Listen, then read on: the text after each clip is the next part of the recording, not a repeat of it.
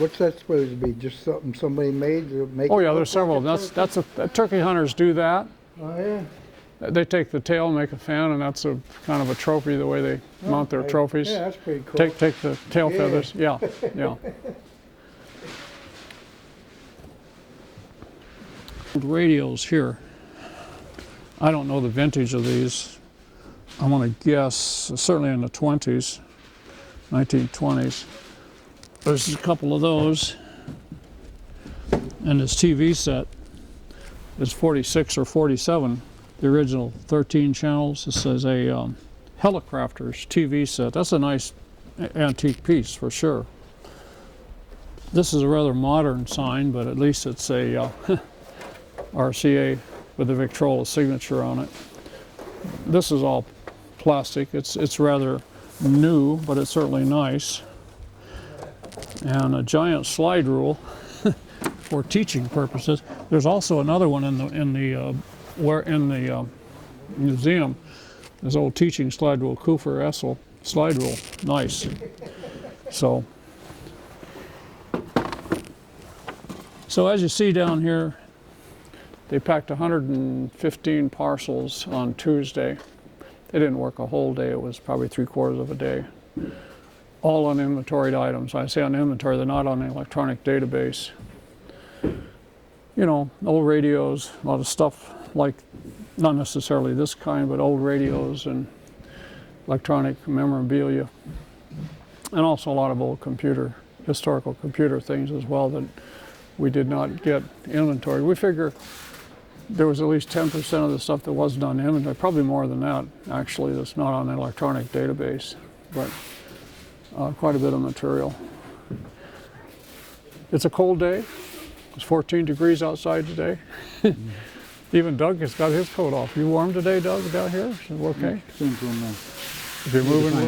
you're moving a little bit? I just don't move well with coat on. Yeah, that's right.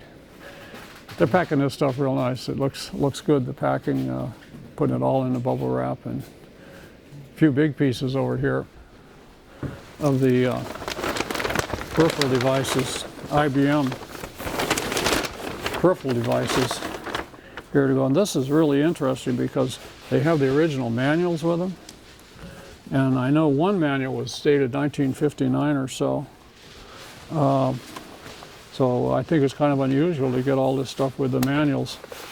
Some of the manuals are 1960, 65, but this card handling equipment for the IBM computer, about a 1960 computer, said all has the manuals. There was five different pieces here that are going to go. I do not have the computer. I have all the I/O devices to the old IBM computer, along with the manuals.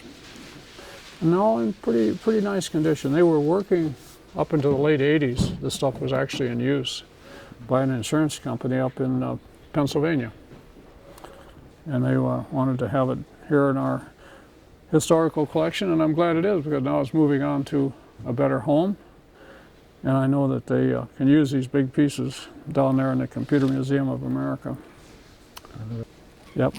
So we're glad to have this bigger stuff. I wish I had more of it, but I was not a collector of these big pieces. I really homed in on the microcomputer area from 1970, when the microprocessor first came available in 1970, November of 71 actually.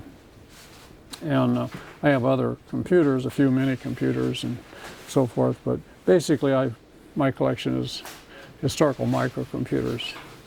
And by just sort of over the years ended up with a number of old radios, but that was never a passion of mine where computers was.